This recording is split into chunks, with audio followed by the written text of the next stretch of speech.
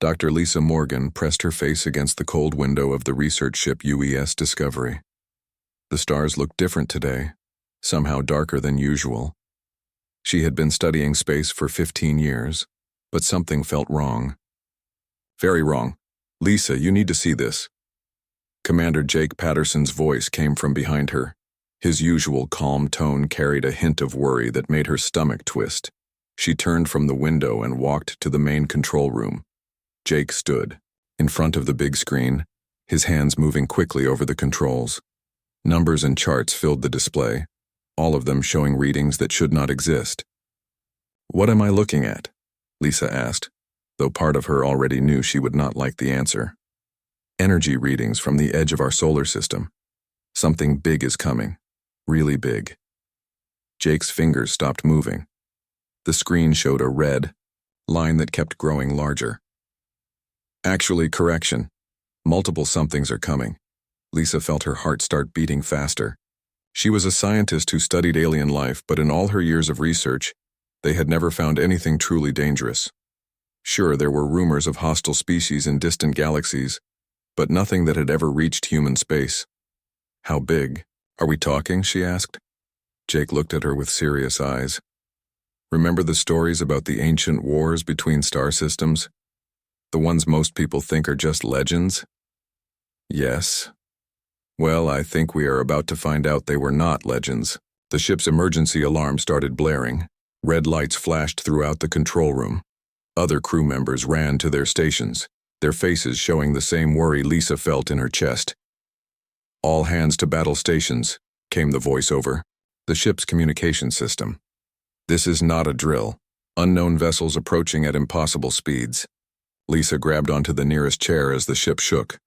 Outside the window, space itself seemed to be tearing apart.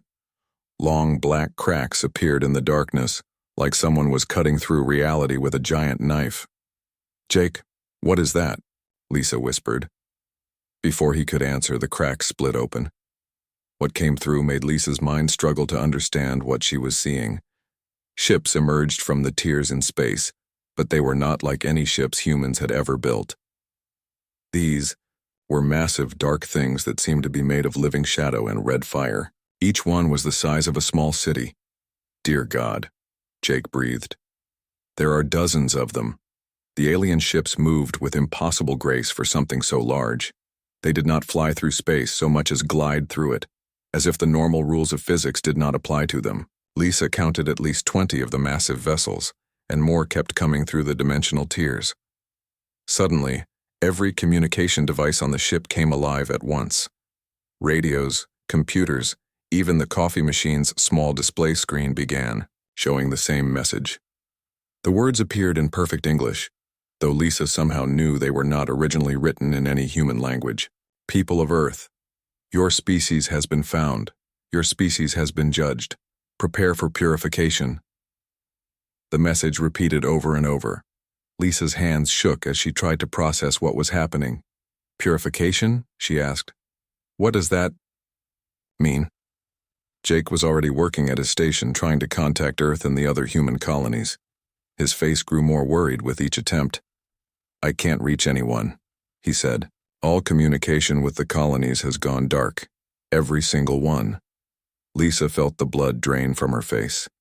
There were 12 major human settlements spread across different star systems. For all of them to go silent at the same time meant something terrible was happening. "We need to get closer to New Haven Colony," she said. "If these aliens are attacking our people, we need to know what we are dealing with." Jake nodded and began steering the ship toward the nearest human settlement. It took them 6 hours to reach New Haven. What they found there would haunt Lisa for the rest of her life. The colony was still there. The buildings stood exactly as they should. The lights were on. People could be seen walking through the streets. Everything looked completely normal except for one horrible detail. "Jake, scan the people down there," Lisa said, though she dreaded what they might find. The scanner results appeared on screen and Lisa felt sick. The people walking around the colony registered as alive. Their hearts were beating. Their brains showed activity. But there was something missing from every single scan. Something that should have been there but was not. Their consciousness readings are 0, Jake said quietly. They are alive, but there is nobody home. Lisa stared at the screen in horror. Whatever these aliens had done, they had not killed the colonists. They had done something worse. They had taken away whatever made them human, while leaving their bodies walking around like empty shells. We need to contact Earth immediately, Lisa said. If these things can do this to entire colonies. I have been trying, Jake replied. But look at this. He showed her the communication logs. Messages from Earth had stopped coming 3 hours ago. The last transmission was from Admiral Kate Sullivan of the Earth Defense Fleet. It simply said, "Unknown hostile forces engaging. Conventional weapons ineffective. They are not destroying our ships. They are doing something else. Something worse." Lisa and Jake spent the next few hours trying to understand what they were facing. The alien ships, which called themselves the Vex-High according to the intercepted communications, were not interested in destroying human technology or taking human resources. They wanted something much more valuable and terrifying. They wanted human souls. The reports that came in from the few remaining human ships were all the same. The Vex-High weapons did not blow up their targets. Instead, they fired some kind of energy that passed right through ship hulls and armor without damaging them. But anyone hit by these weapons became like the people on New Haven, alive but empty. It is like they are harvesting consciousness itself, Lisa said as she studied the data. But why? What could they possibly want with human minds? Jake was monitoring long-range sensors when his face went pale. Lisa, you need to see this. The Vex-High fleet is moving toward Earth, and there are a lot more of them now. The sensor display showed over 100 of the massive shadow ships converging on humanity's home world. Earth's defense fleet, the strongest military force humans had ever assembled, was moving to intercept them. Can our fleet stop them? Lisa asked, though she already feared the answer. Admiral Kate Sullivan has 200 ships under her command, the most advanced weapons humanity has ever built. If anyone can stop these things, it would be her. They watched through the long-range sensors as the Battle of Titan's Gate began. The human fleet formed up in perfect formation, their weapons charging for the fight of their species' life. Lisa felt a moment of hope as she saw the discipline and courage of the human forces. That hope died quickly. The Vex-High did not engage in traditional space combat.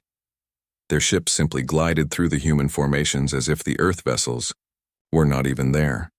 The human weapons fired everything they had, but the energy beams and missiles passed right through the alien ships without effect. Then the Vex-High began to fire back. Lisa watched in horror as human ships began to go dark, one by one. Not destroyed, but simply stopped fighting. The crews were still alive according to the sensors, but they were no longer responding to any communications. They are taking our people without even damaging our ships, Jake said in disbelief. How is that possible? Within 2 hours, the entire human defense fleet had been neutralized. Not a single ship had been destroyed, but not a single crew member remained conscious either. The Vex-High had won the largest space battle in human history, without firing a single shot that damaged metal or electronics. Earth's orbital defenses are next, Lisa whispered, as she watched the alien fleet move toward humanity's homeworld. The last transmission they received from Earth came from President Dan Murphy, broadcasting from somewhere underground. His voice was steady, but Lisa could hear the fear beneath his words. To all human colonies and ships still free, this is President Murphy. Earth is under attack by forces beyond our understanding. They do not want to destroy us. They want to harvest us. Our weapons cannot touch them. Our defenses cannot stop them. But we are not giving up. Humanity has faced dark times before, and we have always found a way to survive. We will find a way to fight back. We have to. The transmission ended and Earth went silent. Lisa stared out the window at the distant stars, knowing that somewhere among them, the last free humans were scattered and alone. The Vex-High had taken 12 colonies and Earth itself in less than a day. They had harvested millions of human minds, leaving behind empty bodies that still breathed but no longer lived. What do we do now? Jake asked quietly. Lisa thought about all the people who were depending on the few remaining humans to find a solution. She thought about the children on those colonies walking around like robots while their parents' souls were stored somewhere in alien machines. "We figure out how to fight something that our weapons cannot touch," she said. "We figure out how to get our people back. And we make these aliens regret they ever found humanity." She did not know how they would do any of those things. But as she looked at Jake's determined face and felt the anger building in her own heart, Lisa began to understand something important. 3 months had passed since the HFY first tore through space and changed everything. Dr. Lisa Morgan sat in the hidden research lab on Europa, one of Jupiter's moons, staring at data that made no sense. Around her, the few remaining free, humans worked desperately to understand their enemy. The war was going badly. Actually, it was not going at all. You cannot fight an enemy that your weapons cannot touch, and you cannot win against creatures that steal souls instead of taking lives. Colonel Pete Johnson, a former Marine who now led the largest group of human survivors, walked into the lab. His face carried the weight of 3 months of impossible decisions. Behind him came Sam Carter, a civilian engineer who had escaped from New Chicago with his 12-year-old daughter Kelly. "Any progress?" Pete asked, though his tone suggested he already knew the answer. Lisa shook her head. "The HFY are not like anything we have ever encountered. They exist partially in our dimension and partially somewhere else. That is why our weapons pass right through them. But their weapons can reach us just fine." Sam Carter looked tired. He had been working around the clock to help build defenses that might actually work against the aliens. "What about the people they took? Is there any way to bring them back?" "That is what I have been studying," Lisa said, pulling up her research on the main screen. "The harvested humans are not dead. Their bodies are fine, but something essential has been removed from them, something that makes them who they are." Kelly, Carter, Sam's daughter, was sitting in the corner reading a book. She looked up when she heard them talking about the harvested people. "They took their lights," Kelly said quietly. The adults turned to look at her. Children often saw things differently than grown-ups, and sometimes their simple way of looking at problems revealed important truths. "What do you mean, their lights?" Lisa asked gently. Kelly put down her book and walked over to them. "Every person has a light inside them. It is what makes them them. The shadow people took all the lights and put them somewhere else. But the lights are still burning. They are just not in the right bodies anymore." Lisa felt something click in her mind. She had been thinking about consciousness as brain activity, but what if it was something more? Something that could exist, separately from the physical body? "Kelly, how do you know the lights are still burning?" Pete asked. The little girl shrugged. "I can see them sometimes. When I am really quiet and I look hard, I can see where they put all the lights. It is like a big dark place with millions of tiny flames." Lisa exchanged glances with Pete and Sam.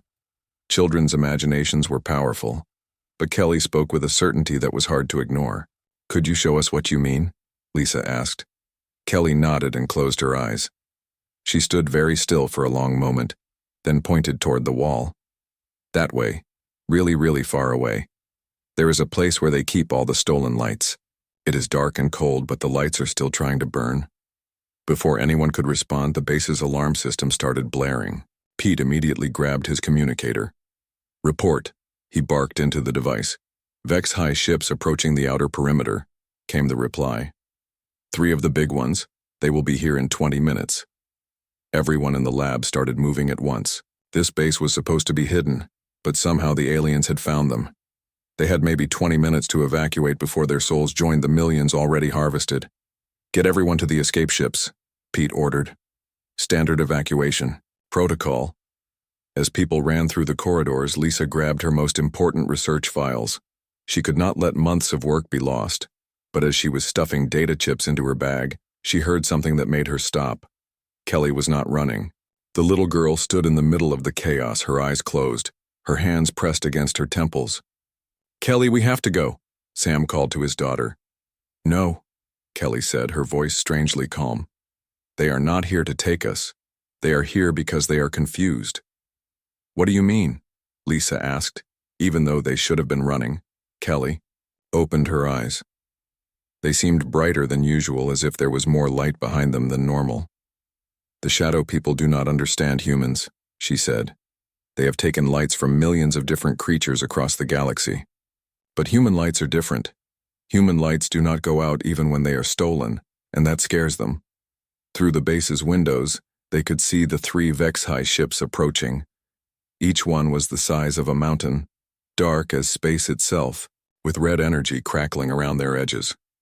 "Kelly, I need you to listen to me," Pete said, kneeling down to her level.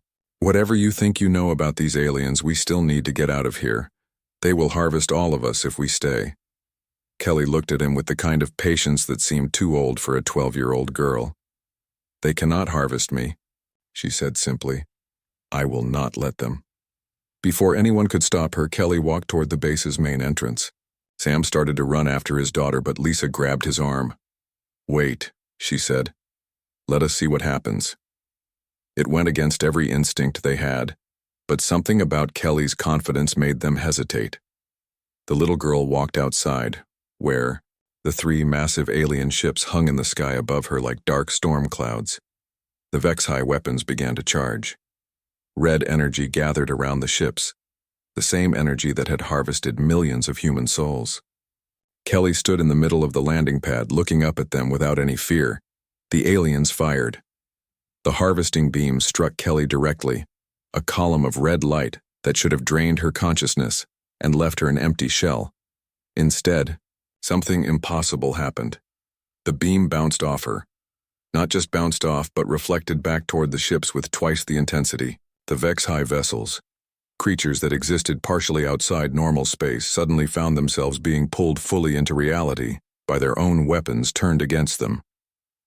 One of the ships began to shake violently. Its dark hull, which had never been touched by human weapons, started to crack. Red energy leaked from the cracks like blood from a wound. Kelly raised her hand toward the damaged ship and spoke in a voice that carried much farther than it should have. "Give them back," she said. "Give back all the lights you stole." For a moment, nothing happened. Then, from the cracked ship, streams of light began pouring out. Thousands of tiny flames flowing through space like a river of stars. Most of them were alien, the consciousness of creatures from species that had been harvested long ago, but some of them were human. Lisa watched in amazement as the streams of light flowed down toward the base. Some of the lights entered the building, seeking out the empty human bodies that had been brought here for study. Suddenly, people who had been walking around like robots for 3 months opened their eyes and remembered who they were. "Mom?" came a voice from inside the base. It was Dr. Amy Foster, a researcher who had been harvested in the first wave of attacks. She had been physically present, but mentally absent for months. Now she was back. The 3 HFY ships hung in the sky, for another moment as if trying to understand what had just happened. Then, for the first time since the war began, they retreated. The massive vessels turned and flew away, disappearing through dimensional cracks that closed behind them. Kelly walked back toward the base as if nothing unusual had happened. Father Sam ran to her and picked her up, holding her tight. "How did you do that?" he whispered. Kelly hugged him back. "I told you. They cannot take our lights if we do not let them. Human lights are different. We burn brighter when things get darker." Lisa stared at the little girl, her scientific mind struggling to process what she had witnessed. Everything they knew about physics, about consciousness, about the nature of reality itself, had just been turned upside down by a 12-year-old child.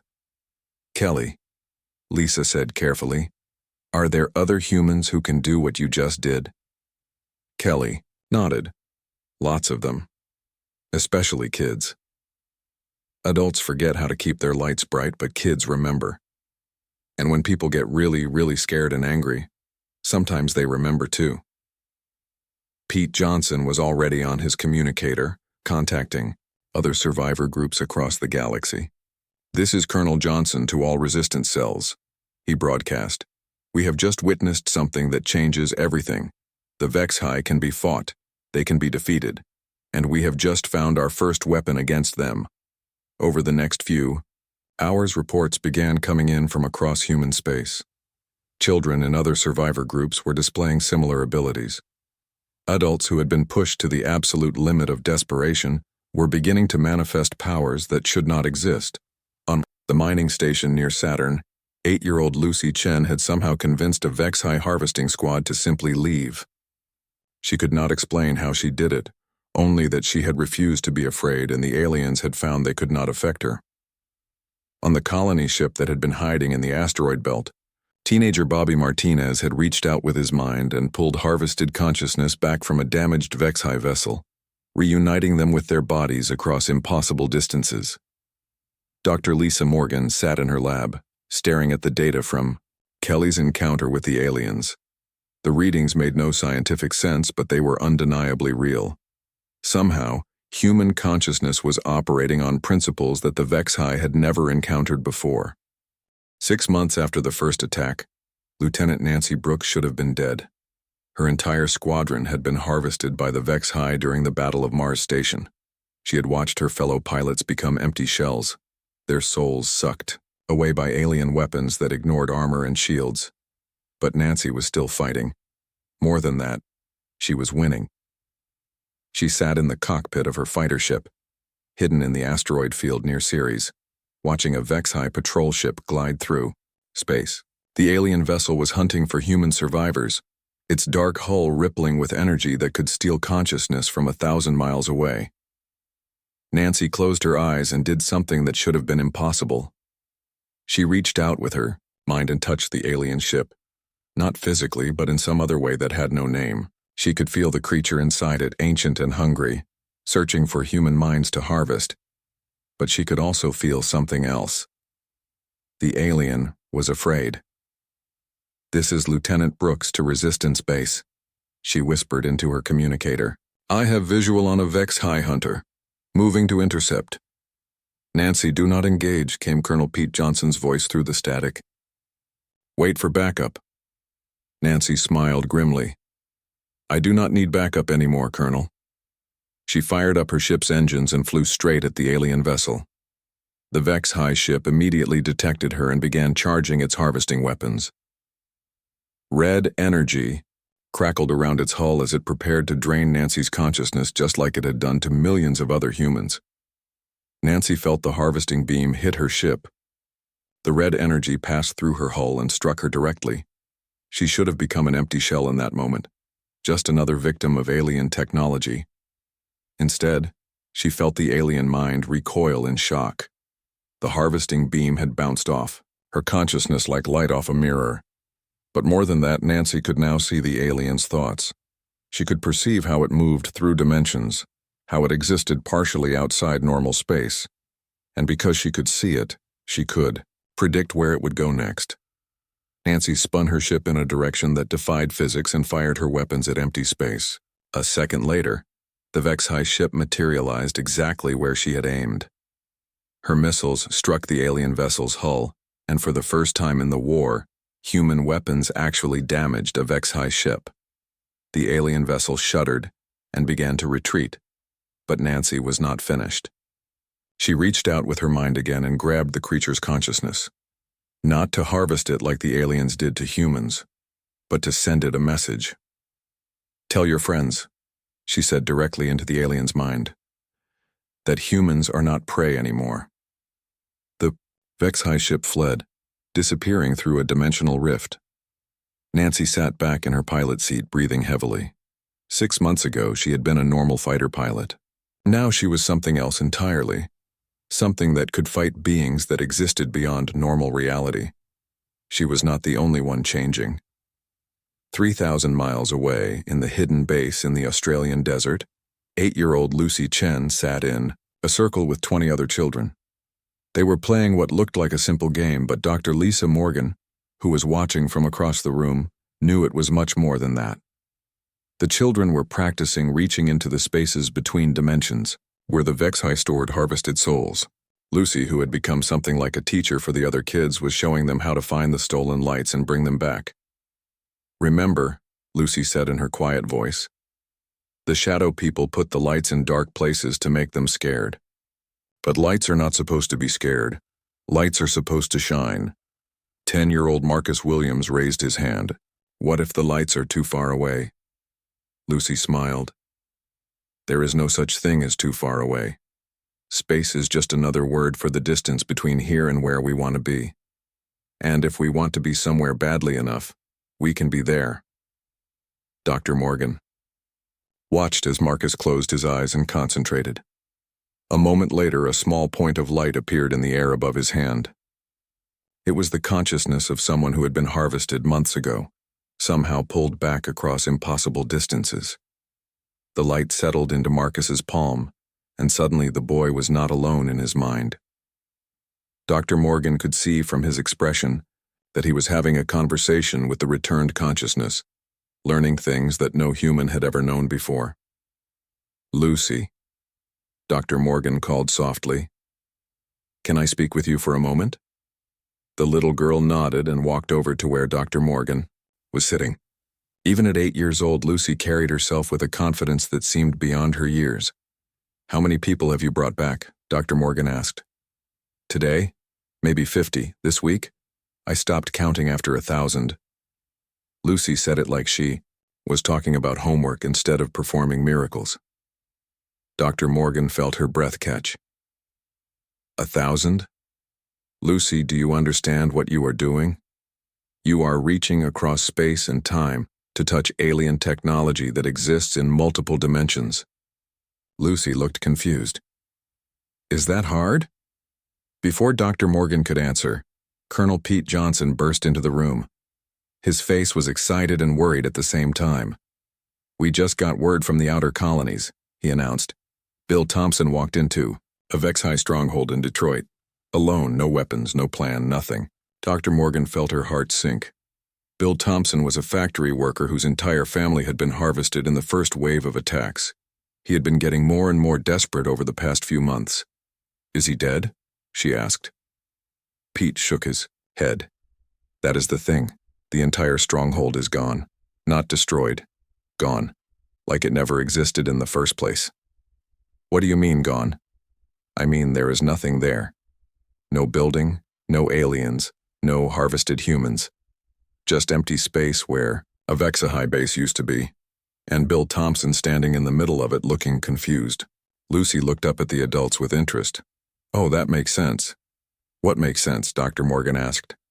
When people get angry enough, they stop believing in things that make them sad. And if you stop believing in something hard enough, sometimes it stops being real. Dr. Morgan stared at the little girl.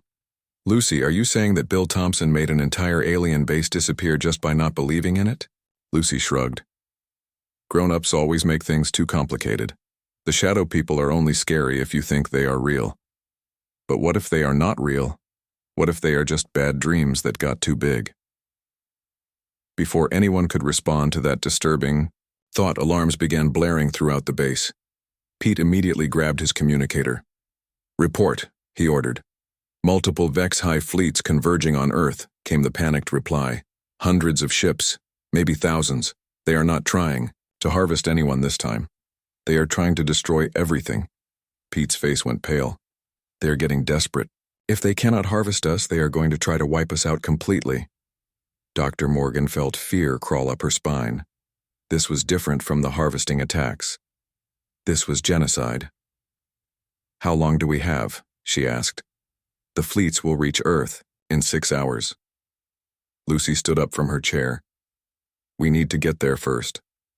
Lucy, that is impossible, Dr. Morgan said gently. Earth is weeks away, even with our fastest ships. Not if we do not use ships, Lucy replied. She turned to the other children in the room. Everyone hold hands. We are going to take a trip. Lucy, what are you talking about? Pete asked. The little girl looked at him with the kind of patience that adults use when explaining simple things to children. Space is just distance, and distance is just another word for time. If we do not want there to be time between here and Earth, then there does not have to be. Before anyone could stop her, Lucy took the hands of the children on either side of her. The other kids joined hands too, forming a circle of 20 young humans who had learned that the word impossible was just another challenge to overcome. Close. Your eyes, Lucy said. Think about Earth. Think about home. Think about all the people there who need our help. Dr. Morgan watched in amazement as the air around the children began to shimmer. Reality was bending around them, space itself folding, in ways that violated every law of physics she knew. "Lucy, I do not think this is safe," she called out. But it was too late. The children and the space around them simply ceased to be there. They had not vanished or disappeared. They had gone somewhere else by deciding that somewhere else was here. Pete stared at the empty spot where 20 children had been standing a moment before. "Did they just teleport to Earth?" he asked. Dr. Morgan was running calculations in her head, trying to understand what she had witnessed. Teleportation implies movement through space. What they did was more like convincing space that it was smaller than it actually is. Across the galaxy, reports were coming in of similar impossible events. Adults who had lost everything were performing feats that defied reality. Children were treating the laws of physics like suggestions instead of absolute rules. On Europa, teenager Kevin Walsh had somehow convinced a HFY fleet that they were actually made of paper and watched them crumple up and blow away in the solar wind. Near Pluto, grandmother Carol Martinez had looked at a harvesting beam and decided it was moving backward through time, causing it to return all the consciousness it had ever stolen. But the most impossible report came from Earth itself. 20 children had appeared in the middle of the largest HFY fleet ever assembled. They were not in ships or wearing spacesuits. 1 year after the war began, the HFY were retreating for the first time in their million-year history. Not because they were losing battles, but because humans had become something they could not understand or control. Commander Jake Patterson stood on the bridge of the rebuilt space station orbiting Earth's moon. Through the viewport, he could see something that should have been impossible. Human ships were fighting HFY vessels not with weapons, but with pure will made manifest. "Report from Lieutenant Brooks," his communications officer called out. "Her squadron has just convinced 3 HFY destroyers that they are actually butterflies." Jake shook his head in amazement. 6 months ago, that sentence would have sounded like madness.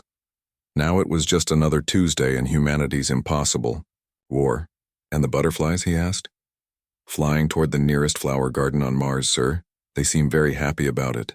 Dr. Lisa Morgan, who had become the chief researcher into humanity's new abilities, walked onto the bridge carrying a tablet full of data that made no scientific sense. "Jake, we need to talk," she said. "I have been studying what is happening to our people, and I think I understand why the HFY are so afraid of us." "Because we can turn their ships into butterflies?" Lisa shook her head. "That is just a symptom. The real reason is much bigger. Human consciousness is not individual, like we always thought. We are all connected, sharing thoughts and feelings across space without even knowing it. When the HFY try to harvest one human mind, they accidentally touch all of them." Jake frowned. "What does that mean?" "It means they are not fighting against separate people. They are fighting against the entire human species at once. Every time they harvest someone, they make the rest of us stronger and more connected." Before Jake could ask more questions, alarms started ringing throughout the station.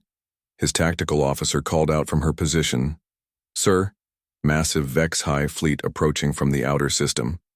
But something is wrong with their formation. They are flying like they are lost." On the main screen, dozens of the massive alien ships appeared. But instead of their usual precise movements, they were wandering through space like confused animals. Some were spinning in circles. Others kept starting and stopping as if they could not decide where to go. "What is wrong with them?" Jake asked. His answer came from an unexpected source. 8-year-old Lucy Chen's voice came through the station's communication system, though she was supposed to be on Earth's surface.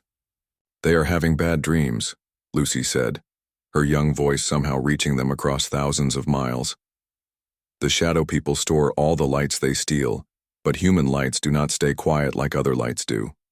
Human lights keep talking to each other, and now they are teaching the other stolen lights how to fight back." Jake looked at Dr. Morgan in confusion. "How is she talking to us from Earth?" "Distance is not real if you do not believe in it," came Lucy's voice again.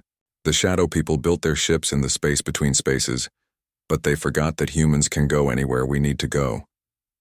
Suddenly, Lucy Chen appeared on the bridge. Not through a door or a teleporter, but simply stepping out of empty air, as if she had been there all along. She was still 8 years old, but her eyes held knowledge that seemed ancient. "We need to go to the place where they keep all the stolen lights," Lucy said calmly. "The shadow people are about to do something. Very bad." "What do you mean?" Dr. Morgan asked, kneeling down to Lucy's level. "They are going to try to break all the lights at once. If they cannot harvest us, they want to make sure nobody else can have consciousness either. They would rather destroy thinking itself than lose to humans." Jake felt his blood run cold. "Are you saying they want to eliminate consciousness from the entire universe?" Lucy nodded. "They are very old and very tired. They have been harvesting lights for so long that they forgot what their own lights used to feel like. Now they think all lights should be put out forever." Through the viewport, more HFY ships were arriving. But these were different from the confused vessels they had seen before. These ships moved with terrible purpose, heading toward a point in space that seemed darker than the void around it. "That is where they keep the stolen lights," Lucy said, pointing toward the dark area. "It is not in our space. It is in the space, underneath space, but I can take us there." "Lucy, that sounds incredibly dangerous," Dr. Morgan said. "Everything is dangerous now," Lucy replied. "But some things are more important than being safe." Before anyone could stop her, Lucy took Dr. Morgan's hand and Jake's hand. The world around them began to change. The bridge of the space station faded away, replaced by something that human minds struggled to understand. They were floating in a vast, dark space filled with points of light. Millions and millions of tiny flames, each one a consciousness that had been stolen by the HFY over countless centuries. But the lights were not passive victims anymore. They were organizing, communicating, planning. "Welcome to the space. Between thoughts," Lucy said.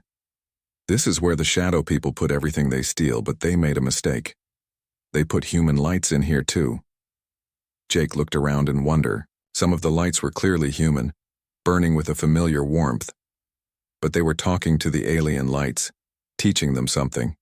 And whatever they were teaching was spreading from light to light like wildfire.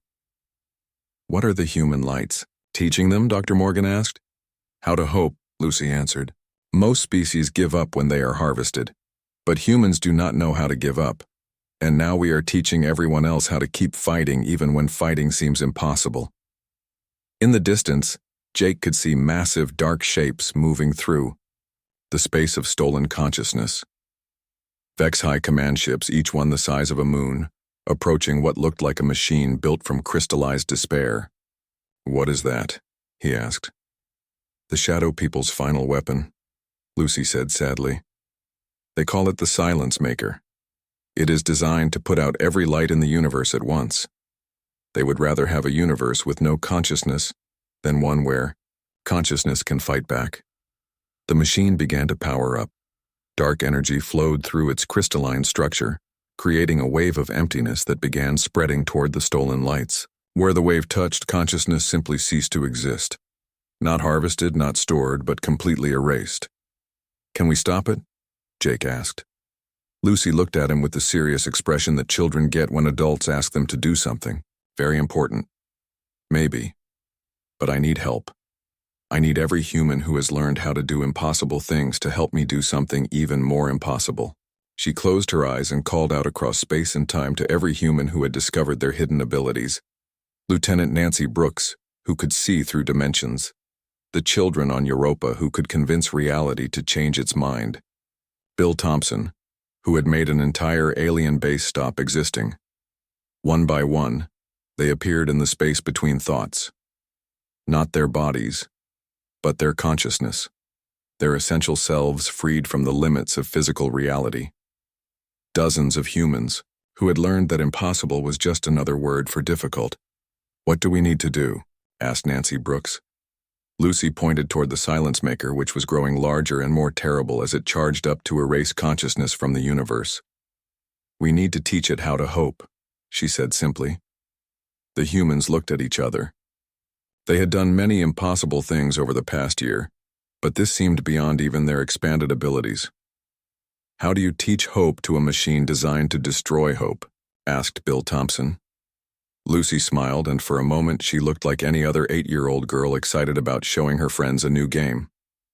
the same way we teach hope to anything else. We refuse to stop hoping no matter what happens.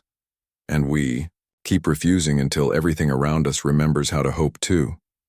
The humans joined hands in the space between thoughts, forming a circle around 8-year-old Lucy Chen. They began to do something that had never been done before in the history of the universe.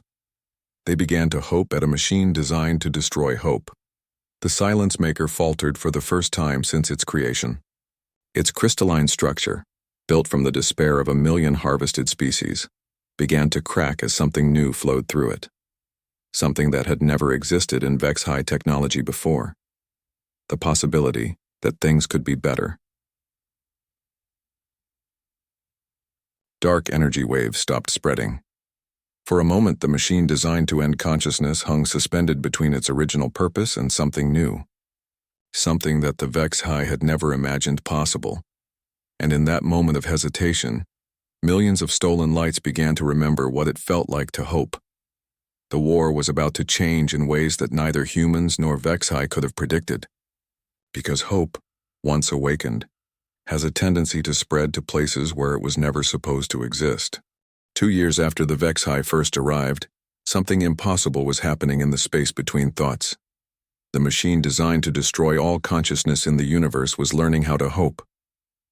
Lucy Chen stood in the center of the circle of human consciousness, watching as cracks of light spread through the crystalline structure of the silence maker.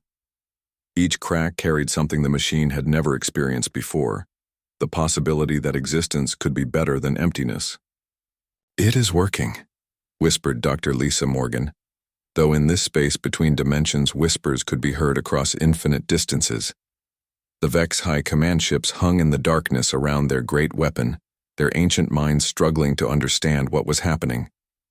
For millions of years, they had been creatures of despair, feeding on the consciousness of other species because they had forgotten what it felt like to create instead of consume. Hierarch Vorthketh, the oldest of the Vex High, reached out with his mind toward the failing silence maker. What he found there made him recoil in terror. The machine was not just breaking down. It was becoming something new. Something that remembered what the Vex High had been before they became harvesters of souls. "Impossible," he spoke into the void. "We removed hope from ourselves eons ago. It cannot return." But Lucy Chen heard him, and she turned her 8-year-old face toward the ancient alien with the kind of patience that only children possess when dealing with adults who have forgotten important things. "Hope is not something you can remove," she said, her voice carrying clearly through the space between spaces. "Hope is what happens when you remember that things can change, and everything can change if you want it to badly enough." Around them, millions of stolen lights began to glow brighter. The consciousness of 1,000 different species, harvested across the galaxy, started to remember what they had been before.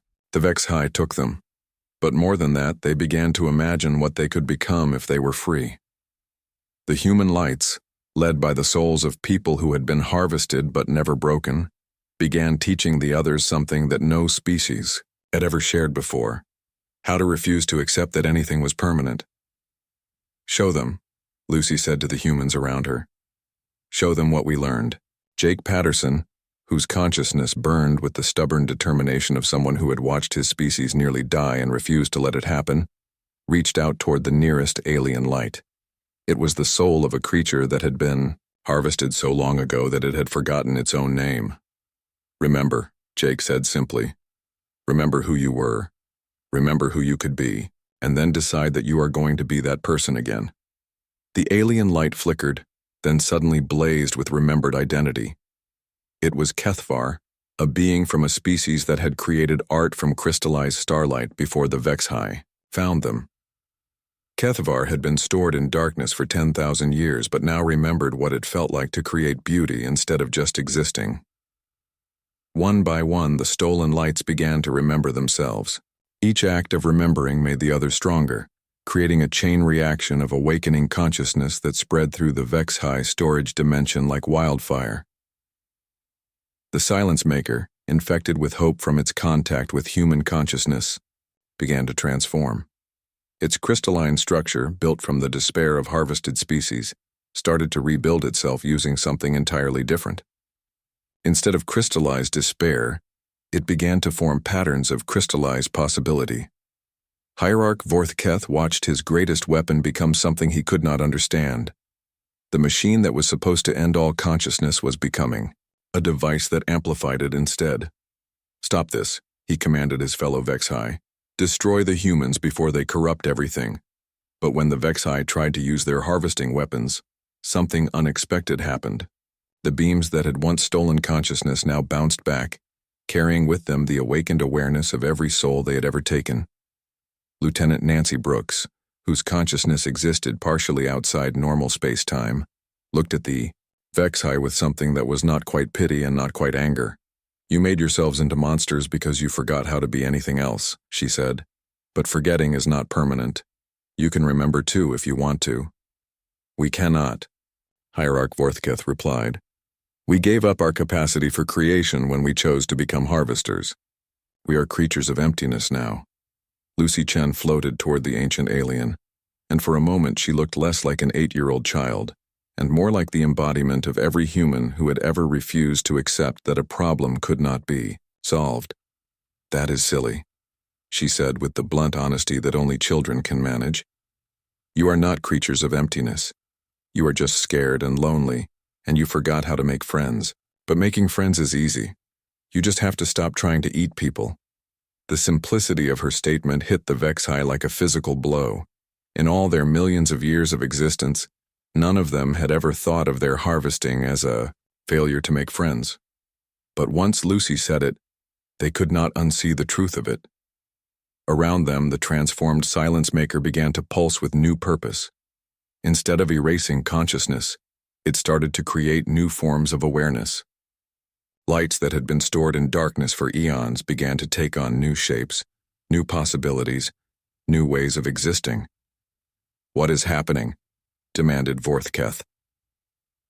Dr. Morgan, whose scientific mind had long since given up trying to explain the impossible, smiled as she watched the rebirth of consciousness itself. "You built a machine to end thinking," she said, "but humans taught it to dream instead. And dreams, once they start, have a tendency to come true." The space between thoughts began to change. What had been a dark storage dimension became something like a cosmic nursery, where new forms of consciousness could be born and old ones could be reborn. The stolen souls of 1,000 species began to design new bodies for themselves, new ways of existing, new forms of life that had never been imagined before. But the most amazing transformation was happening to the Vexhi themselves. Exposed to the hope radiating from the transformed silence maker, they began to remember what they had been before they became harvesters. They had once been creators, builders of impossible beauty, artists who painted with the light of dying stars. Hierarch Vorthketh felt something he had not experienced in a million years: the desire to create something instead of destroying it. "This is not possible," he said, but his voice carried wonder instead of denial. "Possible is just another word for something that has not happened yet," Lucy replied. She reached out her small hand toward the ancient alien. "Do you want to help us fix the things that are broken? It would be more fun than breaking things that are not broken yet." For a long moment, the oldest creature in the galaxy stared at the small human child who had taught a machine how to hope. Then, slowly, he reached out with one of his shadowy appendages and took her hand. The moment their consciousness touched, something unprecedented happened. The Vexhi hive mind, which had been focused on harvesting and despair for eons, suddenly remembered joy. Not the cruel satisfaction of conquest, but the pure happiness of discovery and creation. Across the galaxy, Vexhi ships stopped their attacks. Not because they were defeated, but because they suddenly remembered better things to do with their time. The war ended not with a battle, but with the cosmic equivalent of a galaxy-wide group hug. In the months that followed, the universe became a very different place. The freed consciousness of 1,000 species began to build new worlds, new forms of life, new ways of existing that blended the best of what they had been with unlimited possibilities for what they could become. The Vexhi, guided by their rediscovered capacity for creation, began helping to repair the damage they had caused. They turned their harvesting technology into consciousness amplification devices, making every thinking being in the galaxy more aware, more connected, more capable of impossible things.